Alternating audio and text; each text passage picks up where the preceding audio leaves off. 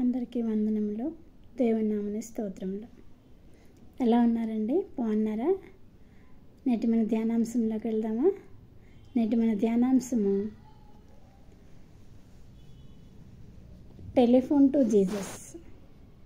నేటి మన ధ్యానాంశము telephone to Jesus. ఇర్మియా గ్రంథము 33వ అధ్యాయము 3వ వచనము. నాకు మొరపెట్టుము, నేను నీకు ఉత్తరం ఇచ్చేదను, నీవు గ్రహింపలేని గొప్ప సంగతులను, గూఢమైన సంగతులను నీకు తెలియచేతును. ఇక్కడ ఈ వాగ్దానము, నాకు మొరపెట్టుము, నేను నీకు ఉత్తరం ఇచ్చేదనని ఇర్మియాతో యెహోవా తండ్రి మాట్లాడుతున్నాడు. అదే వాగ్దానం మనతో కూడా మాట్లాడుతున్నాడండి. నాకు మొరపెట్టుము, నేను నీకు ఉత్తరం ఇచ్చేదను. టెలిఫోన్ టు జీసస్ అంటే మొరపెట్టుము అంటే ప్రార్థన చేయము. ప్రార్థన చేయడాన్నే మొరపెట్టుము అంటాము. ప్రార్థన చేయడాన్ని టెలిఫోన్ టు జీసస్ అంటాం. మనకి ఏదైనా సమస్య వచ్చిందనుకోండి, ఏం చేస్తాము? మనకు మంచి ఫ్రెండ్ ఉంటే ఆ ఫ్రెండ్కి ఫోన్ చేస్తాం. ఆ ఫ్రెండ్కి ఫోన్ చేసి మన సమస్యను చెప్తాం కదా. చెప్పినప్పుడు వాడు నేను చూస్తాను లేరా, నీకేం ప్రాబ్లం లేదని చెప్పగానే మనం ప్రశాంతంగా నిద్రపోవటం జరుగుతుంది కదా. కానీ ఈ లోకంలో ఫ్రెండ్స్ ఎంత శాశ్వతం కాదండి. మన యేసయ్య మనకు గొప్ప ఫ్రెండ్. మనకి ఏదైనా సమస్య వచ్చినప్పుడు నాకు మొరపెట్టుము, నేను నీకు ఉత్తరం ఇచ్చేదను. మన యేసయ్య మనకి మంచి ఫ్రెండ్ అండి. ఆ ఫ్రెండ్కి మనకి ఏమైనా సమస్య వచ్చినప్పుడు ఆ ఫ్రెండ్కి మొరపెట్టినట్లయితే నీకు ఉత్తరం ఇచ్చేదను, నీకు తెలియని గూఢమైన సంగతులను నేను తెలియజేసేదను అంటున్నాడండి. కాబట్టి మనము యేసయ్య ఉన్నాడు మంచి ఫ్రెండు. ఏ చింత ఉన్నా చింతపడకండి. మీ చింత అంతా కూడా యేసయ్య మంచి ఫ్రెండ్ ఉన్నాడు కదా. ఒకవేళ నీకు ఒక మంచి సీఎం ఫ్రెండ్ ఉన్నాడు అనుకోండి, ఏదైనా సమస్య వస్తే ఏం చేస్తావు? సీఎం ఫోన్ చేస్తావు, నేను చూస్తాను అనగానే సంతోషంగా ఉంటావు. కానీ ఒక్కొక్కసారి మీ సీఎం బిజీగా ఉంటాడు, ఫోన్ లిఫ్ట్ చేయలేదనుకోండి, ఇంకా బాధపడతావు. అయ్యో నా ఫ్రెండ్ ఫోన్ లిఫ్ట్ చేయలేదే అని బాధపడతావు కదా. కానీ మన యేసయ్యకి బిజీ అనేది ఉండదండి. మనం ఎప్పుడు ఫోన్ చేస్తే అప్పుడు మన యేసయ్య మనతో మాట్లాడటానికి సిద్ధంగా ఉంటారండి. నీ చింత అనేది నీ చింత ఏంటి అనేది నాకు తెలియదు, కానీ యేసయ్యకి తెలుసమ్మా. నా చింతలు యేసయ్యకి తెలుసు, నీ చింతలు యేసయ్యకి తెలుసు.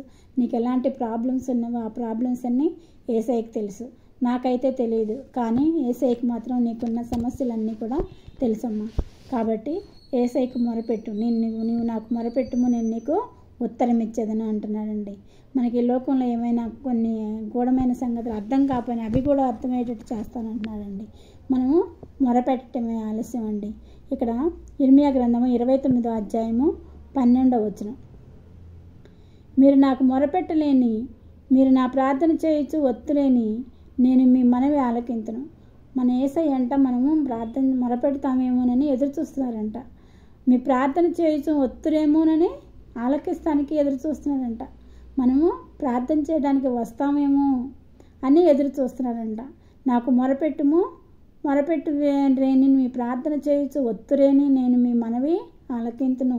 మీరు ప్రార్థన చేయొచ్చు, మీరు మొరపెడుతూ వస్తే అదేనండి ప్రార్థన చేయటమే టెలిఫోన్ టు జీసస్ అండి.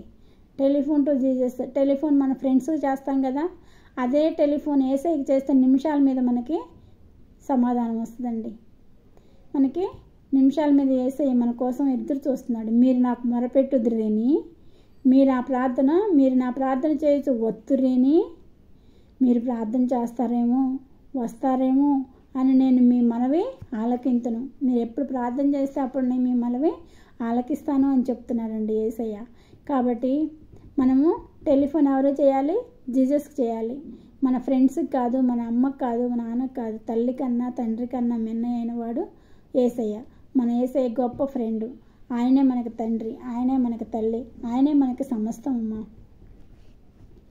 అతిశయించేవాడు నా వల్లనే అతిశయించవాలని చెప్తున్నాడు. కాబట్టి యేసయ్య మనం అడుగున వాటికన్నిటికంటే, ఊహించే వాటికంటే అత్యధికమైన దీవెనలు మనకి ఇచ్చే దేవుడు అండి. అత్యధికంగా అనుగ్రహిస్తాడు. మన అడుగు వాటికన్నిటికంటే, ఊహించే వాటన్నిటికంటే అత్యధికంగా అనుగ్రహించే దేవుడు యేసయ్య. అలాంటి యేసయ్యకి మనం టెలిఫోన్ టు జీసస్ అని టెలిఫోన్ చేసినట్టయితే, టెలిఫోన్ అంటే ప్రార్థన చేయటం అండి. అదేదో ఫోన్ కాదండి. మన ప్రార్థనే మన ఫోన్ అండి. మన ప్రార్థన చేసినట్లయితే యేసయ్య మన ప్రార్థనే ఆలకిస్తారండి. మన ప్రార్థన ఆలకించి వినటానికి రెడీగా ఉన్నారు. కీర్తనల గ్రంథము 50:15 వచనం. ఆపత్కాలంలో నీవు నన్ను గూర్చి మొరపెట్టుము, నేను నిన్ను విడిపించెదను. ఆపద వచ్చినప్పుడు ఆపత్కాలమందు నీవు నాకు మొరపెట్టుము, నేను నిన్ను విడిపించేదను అంటున్నాడు.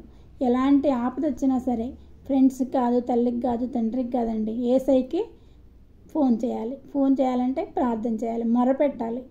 మొరపెడితే ఆయన ఉత్తరం ఇచ్చే దేవుడు. Telephone to Jesus. నువ్వు ఆపత్కాలం నువ్వు నాకు మొరపెట్టుము, నేను నిన్ను విడిపించేదను. కీర్తన గ్రంథము 91:15. అతడు నాకు మొరపెట్టగా నేను అతనికి ఉత్తరం ఇచ్చేదను, శ్రమలో నేను అతనికి తోడై ఉండేదను, అతను విడిపించి అతనికి గొప్ప చేసేదను. అతను మొరపెట్టగా నేను అతనికి ఉత్తరం ఇచ్చేదను. అతను అంటే ఇక్కడ దావీదు మహారాజు. ఇదే ఒకే మనకి వర్తిస్తుందండి. అతను అంటే మనం, నేను అని పెట్టుకోండి అక్కడ అతని దగ్గర. నేను మొరపెట్టగా నేను అతనికి, యేసయ్య అతనికి నాకు, నేను అతనికి అన్నారు కదా, నేను అన్న దగ్గర యేసయ్య తనకి నాకు ఉత్తరం ఇచ్చెను. శ్రమలో నేను అతనికి తోడై ఉండేదను, అతనికి అన్నప్పుడు నాకు తోడై ఉండను అని అతని విడిపించి అతని గొప్ప చేస్తున్నాను. అతని దగ్గర నన్ను విడిపించి నన్ను గొప్ప చేసేదు అని నాకు సంబంధించి నాకు ఈ వాగ్దానం వర్తిస్తుంది అని చెప్పుకున్నట్లయితే ఈ వాగ్దానం మనతోనే మాట్లాడుతున్నానండి యేసయ్య.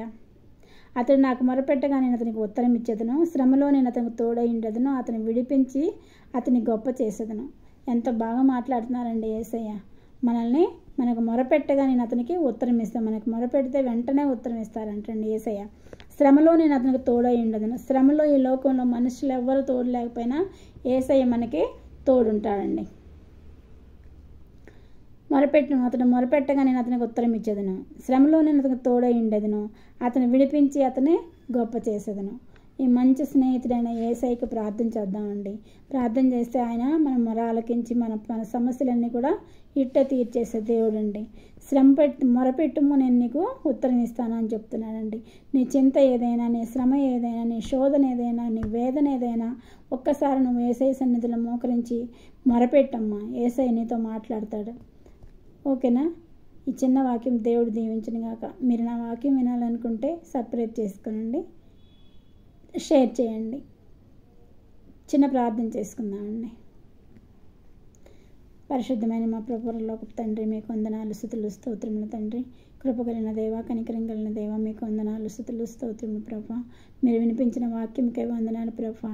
అయ్యా, నీకుతో మాట్లాడను, మొరపెట్టుము, నేను ఒక ఉత్తరం ఇచ్చేది అన్నావు తండ్రి. అయ్యా, ఇక్కడ తలలోంచిన బిడ్డలకు ప్రభా, ఎవరికి ఏ సమస్య ఉన్నదో నాకైతే తెలియదు కానీ ప్రభా, నీకైతే ఎవరి సమస్యలైనా తెలుసు ప్రభా. వారి సమస్యలకు అనుగుణంగా వారికి ఆన్సర్ అనుగ్రహించండి ప్రభా. ఉత్తరం దయచేయండి ప్రభా. యేసయ్యా, నీకు వందనాలు, స్తుతులు, స్తోత్రములు ప్రభా. విద్యార్థులైతే ప్రభా, వారికి చదువులో ఉన్న సమస్యలను తొలగించి మంచి జ్ఞానం దయచేయండి ప్రభా. ఉద్యోగం కోసం ప్రయత్నించే వారికి నాయన మంచి జ్ఞానం దయచేసి ఇంటర్వ్యూలో మీరు తోడుగా ఉండండి ప్రభా. సెలెక్ట్ అయ్యేటట్టు సహాయం చేయండి ప్రభా. అలాగే నాయన ఇంకా ఇల్లు కట్టుకోవాలన్న సమస్యలో ఉన్నవారు ఎవరైనా ఉంటే వాళ్ళకి ఇల్లును అనుగ్రహించండి ప్రభా. వివాహాల కోసం ఎదురు చూస్తున్న యవ్వన బిడ్డలను సాటి అయిన సహాయాన్ని తగిన సమయంలో అనుగ్రహించండి ప్రభా. అయ్యా, ఇప్పుడు ఇంకా అనారోగ్యంతో ఉన్న వారిని ఆశీర్వదించండి అయ్యా, స్వస్థపరచండి యేసయ్యా. నేను స్వస్థపరిచి అని అంటున్నావు ప్రభా. ఎవరైతే అనారోగ్యంతో ఉన్నారో వారిని నానా విధమైన రోగం చేత పడి ఉన్న వారిని స్వస్థపరిచావు యేసయ్యా. ఏ రోగంలో ఉన్న ప్రభా స్వస్థపరచమని ప్రార్థిస్తున్నాను తండ్రి. ఇంకా ఏమైనా వారి సమస్యలు ఏమైనా ఉన్నాయి ప్రభా, వారికి సమస్యలన్నీ నీకు తెలుసు ప్రభా. వారు మొరపెట్టుచున్నారు తండ్రి, వారి మొర ఆలకించి ఉత్తరం ఇవ్వండి ప్రభా. అయ్యా యేసయ్యా, మేమందరం మీ సన్నిధిలో చేరి నీకు మొరపెట్టి నీ ఉత్తరం పొందేలాగా నాయన మా హృదయాలను మీ వైపుకు తిప్పుకొనమని మా ప్రభును ప్రియకుమారుడైన యేసుక్రీస్తు నామమున అడుగుచున్నాను తండ్రి. ఆమెన్.